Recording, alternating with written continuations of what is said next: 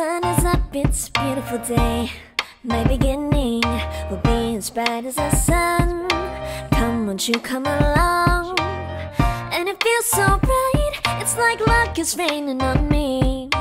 Go and follow your heart, doesn't matter how far. There is so much love to give, something's telling me this time. Baby, baby, now I know. Baby, baby, gotta go. There is so much love to give, something's telling me it's right. When you came to me, oh I knew it's you, yeah. Hi guys! It's Cooking with LIFELOVE again. And today, magluluto tayo ng gulay. Ayan, masustansyang gulay. Hali kayo guys, samahan niyo ako.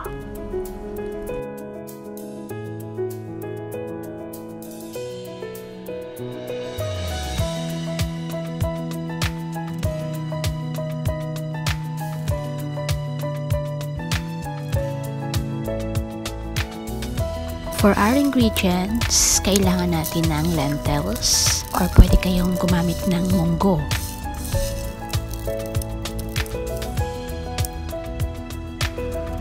Kailangan din natin ng kalabasa, alugbati,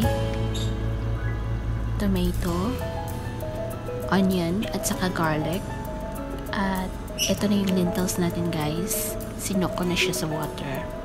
At of course, kailangan din natin ng dried shrimp.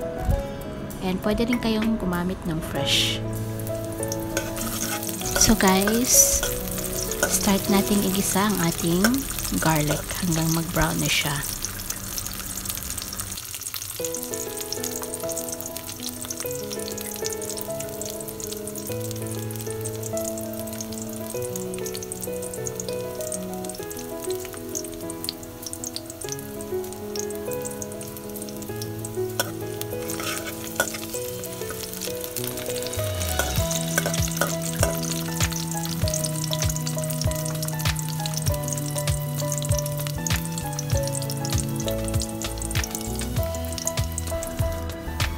Then, sunod natin yung ating onion. Ayan. Igisa lang natin siya guys hanggang sa mag-brown siya. Ayan, maglalagay din ako ng konting asin guys habang ginigisa ko siya.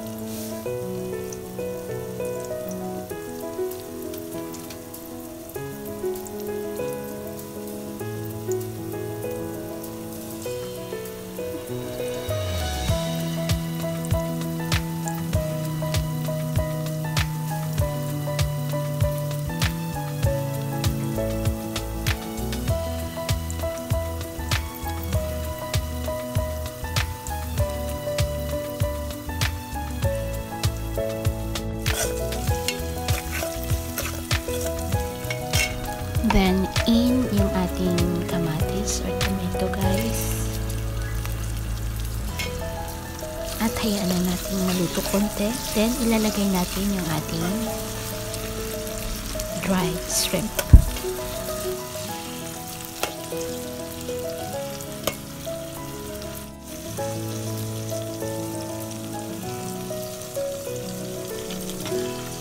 Haluin lang natin guys at maya-maya isunod natin yung ating lentils.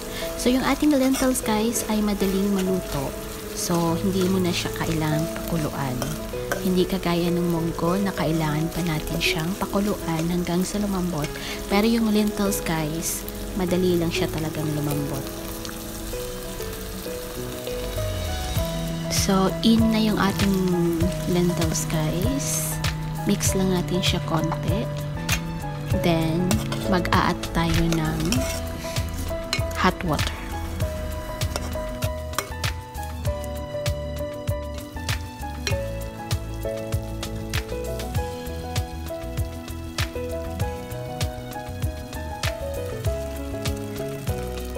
So guys, yung hot water natin, depende sa inyo kung gusto nyo yung maraming sabaw or kakaunting sabaw. So, yan lang po yung nilagay ko na hot water. So, medyo madami na siya guys kasi magpapakulo pa tayo ng ating kalabasa at saka yung ating spinach or yung ating alugbate.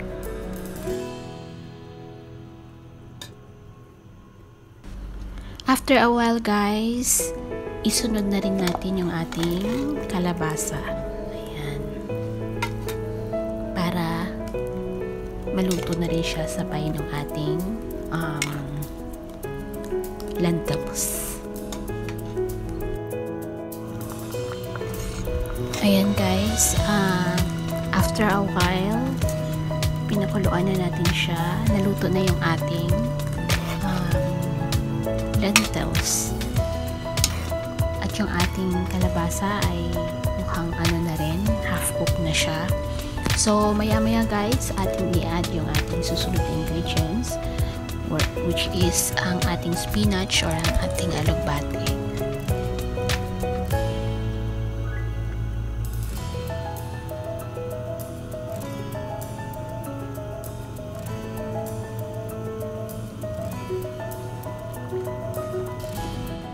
Mag-a-add na rin ako ng asin guys. Ayan. So, nag-add na ako kanina. Dadagdagan ko yun kasi nga kakaunti lang yung ating in-add kanina. So, depende sa'yo. Then, i-add na rin natin yung ating spinach. Ayan. Or yung ating alugbate. Ayan. On the top lang muna siya guys. Tintakpan natin. After that, mga ilang minuto, buksan natin, saka ihalo.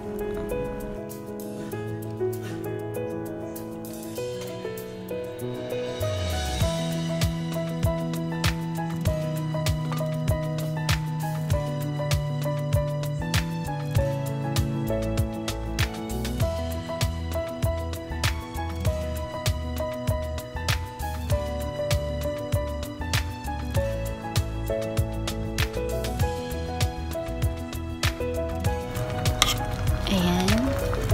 Nag-stick na guys yung ating alugbate. So, imimix na siya natin guys.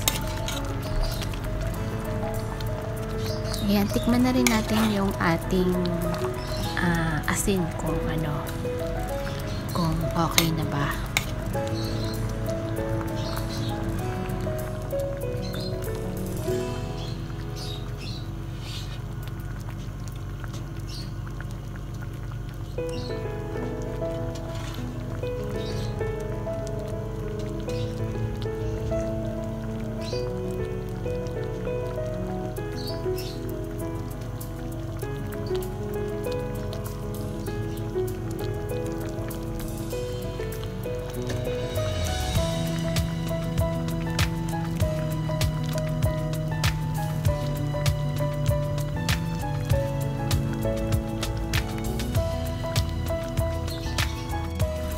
Guys, I'll be adding also, ayan, yung ating magic syrup.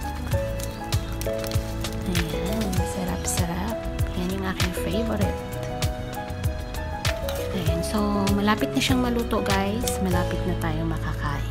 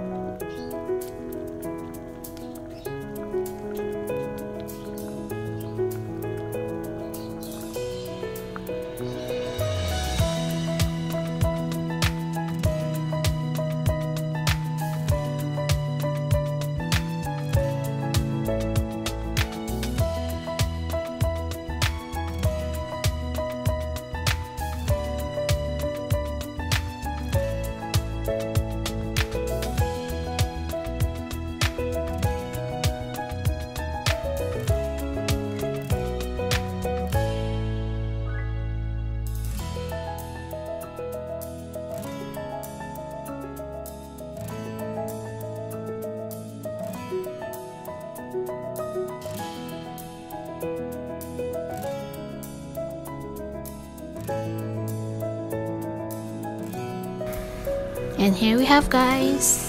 Luto na yung ating gulay. Yung ating lentils with spinach and pumpkin or kalabasa. Ayan, thank you for watching. See you again on my next video. Bye and God bless.